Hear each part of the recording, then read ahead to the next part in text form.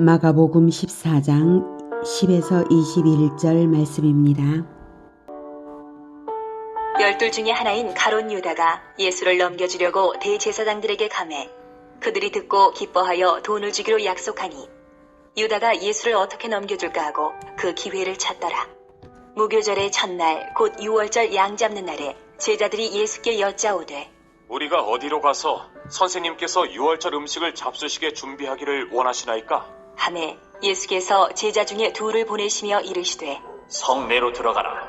그리하면 물 한 동이를 가지고 가는 사람을 만나리니 그를 따라가서 어디든지 그가 들어가는 그 집 주인에게 이르되 선생님의 말씀이 내가 내 제자들과 함께 유월절 음식을 먹을 나의 객실이 어디 있느냐 하시더라 하라.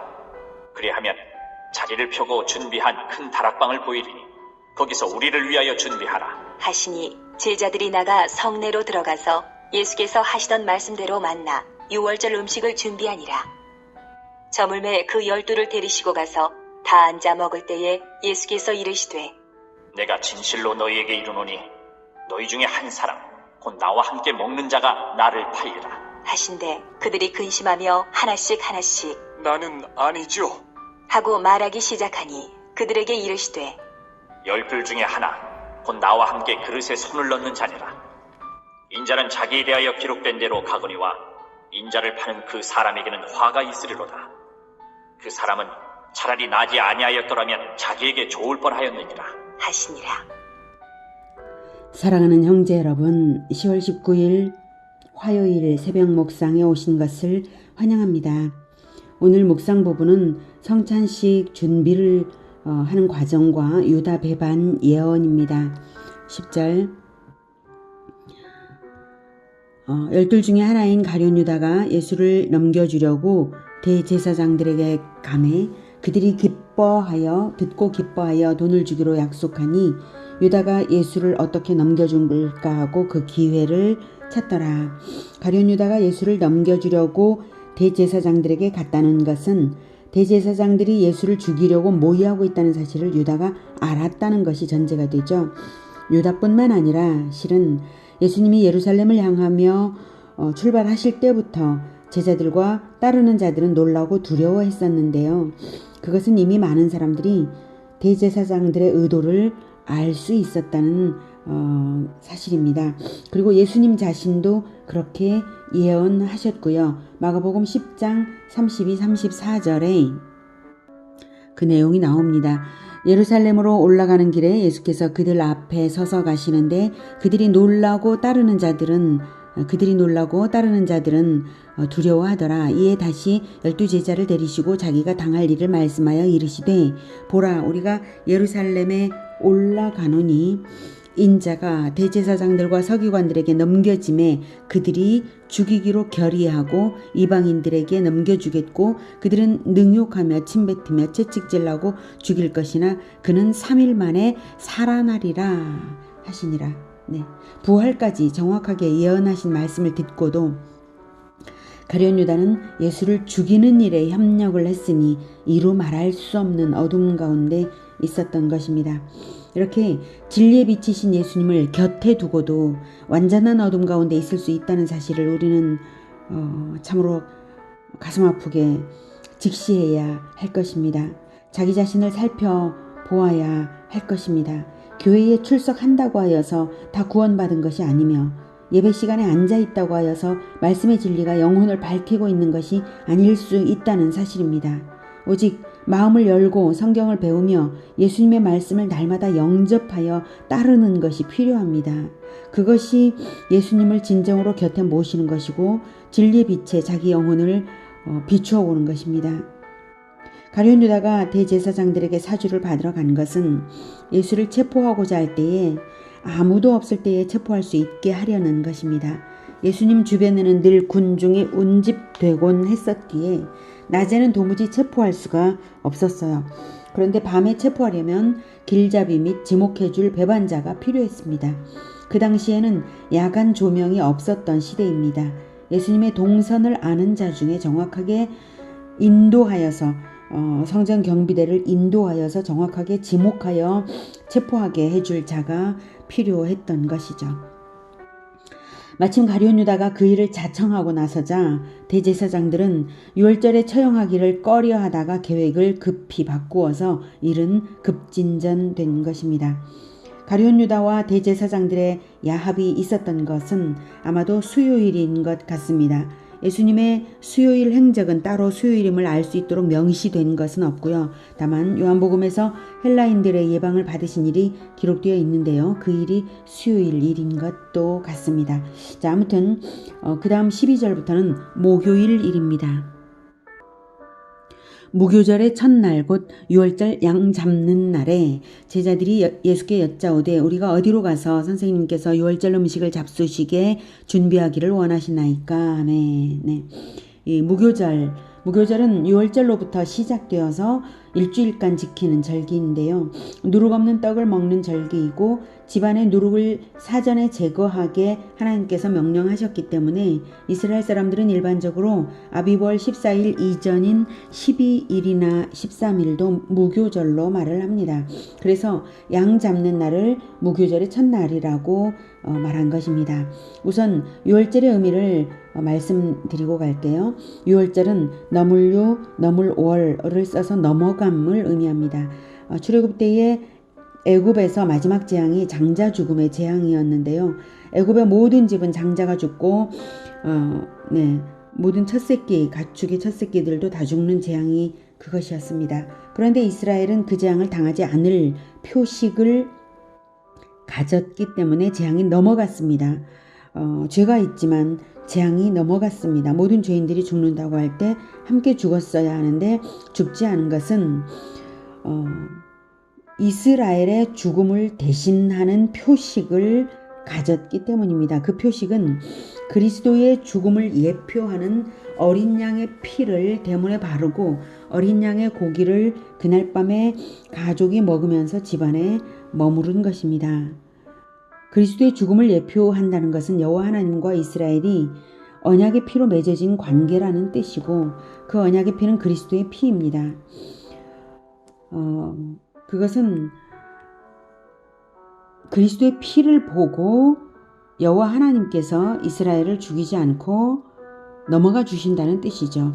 그러니까 여호와 하나님과 그리스도 사이에 근원적인 언약이 있고 그리고 또 그리스도와 이스라엘 사이에도 또 언약 관계여야 함을 알 수가 있습니다.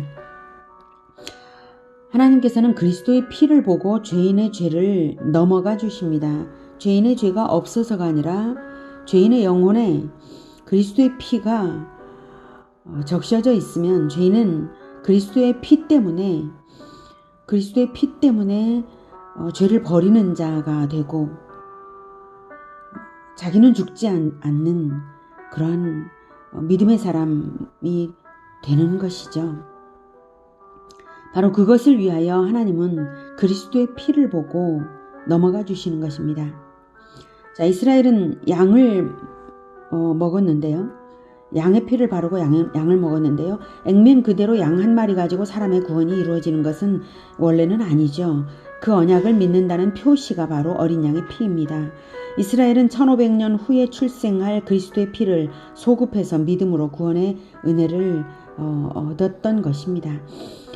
유월절을 지키는 이유는 유월절 양이 그리스도의 대속을 예표한 것이고 이스라엘은 대속주의 죽음을 통해서 자기들의 죄사함을 받는 것입니다. 그것을 양고기를 먹음으로써 믿고 기다린 것입니다. 그리스도의 피가 뿌려지는 것이 구원의 결정력이고 그것을 믿는다는 것을 나타내는 기념이 유월절이기 때문입니다. 보혈이 언약의 피이고 언약의 피가 죄인의 영혼에 뿌려져야 하나님이 언약 백성으로 인정해서 구원하시는 것입니다. 그러면 유월절 만찬을 유월절 정한 시각이 아니어도 되는가 하는 의문이 남는데요. 이것은 민수기 9장과 역대하 30장을 보면 1월 14일에 유월절을 지키지 못할 사정이 있으면 둘째 달 14일에 지켜도 된다고 허락되었고요. 그렇게 시행된 사례가 민수기와 역대하에 있습니다. 민수기 9장에서는 시체를 접촉한 사람들의 경우에 그렇게 허락했고 역대하 30장에서는 히스기야 왕이 대대적인 개혁을 일으켜 신앙을 회복시키면서 행사가 너무 커서 또 그렇게 된 것입니다. 다만 의도적으로 지키지 않는 것은 허락이 되지 않고 결코 허락이 되지 않습니다. 그런 사람은 공동체에서 끊어집니다. 왜냐하면 의도적으로 지키지 않는 것은 믿음이 없다는 뜻이니까요. 즉 사정이 있으면 날짜를 달리해서 지키는 것은 허락이 된다는 것이고 유월절은 절대적으로 지켜야 한다는 원칙이 구약시대에 이미 확인이 된 것입니다. 유월절은 반드시 지켜져야 하는데 날짜는 달리해도 된다는 것이죠. 그래서 예수님은 다음날 영원한 유월절 양의 실체로서 죽으실 것이므로 하루 전인 오늘 유월절 음식을 준비하라 이렇게 지시하신 것입니다.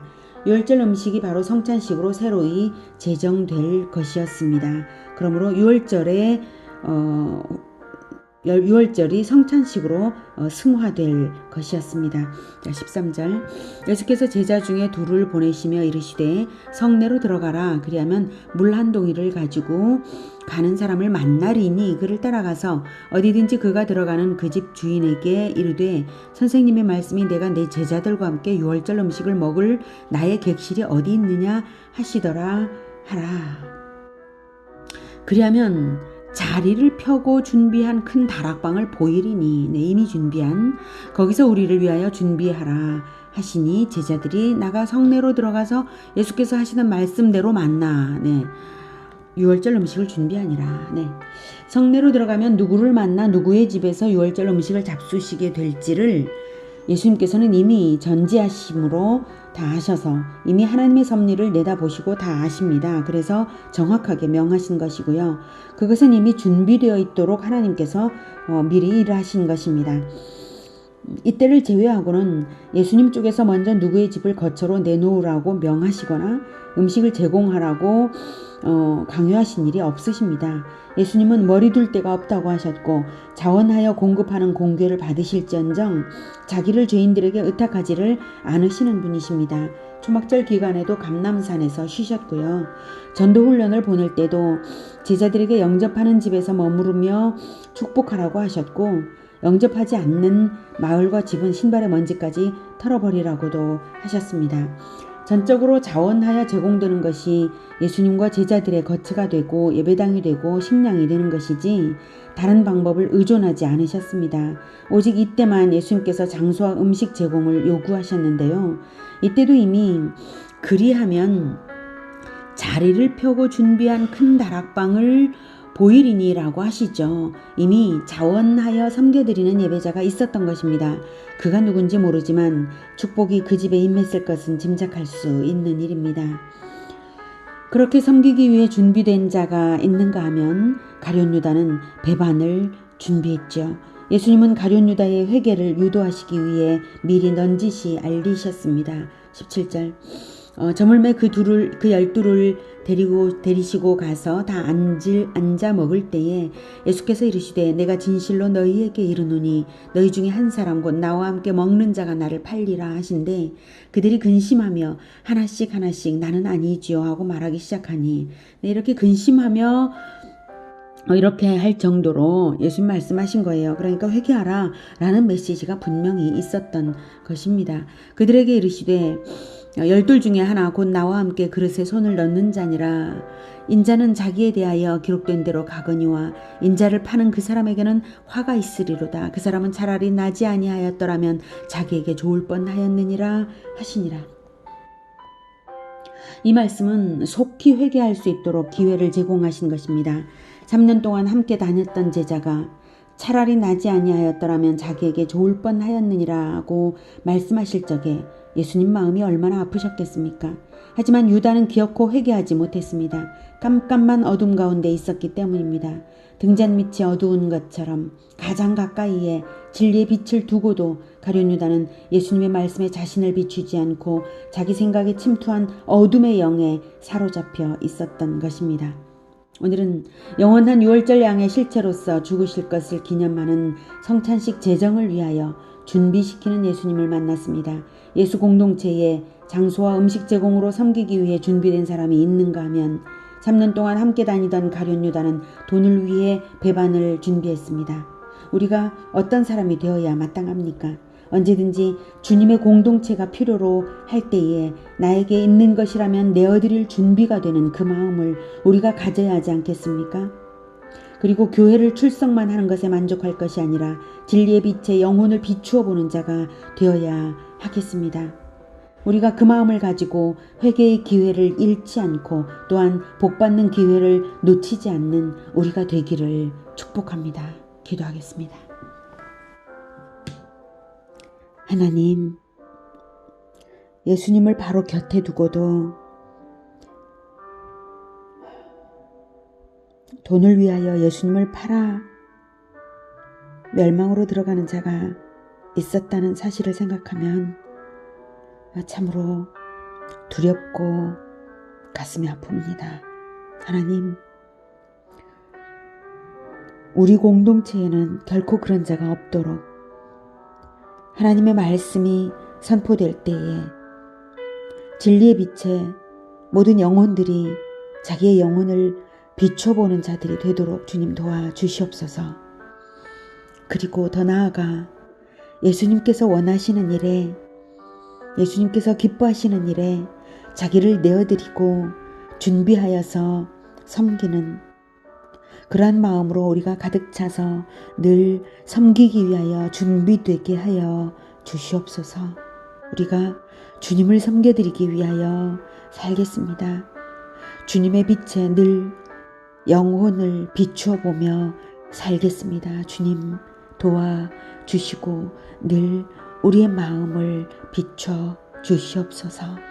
예수님의 이름으로 기도드립니다. 아멘.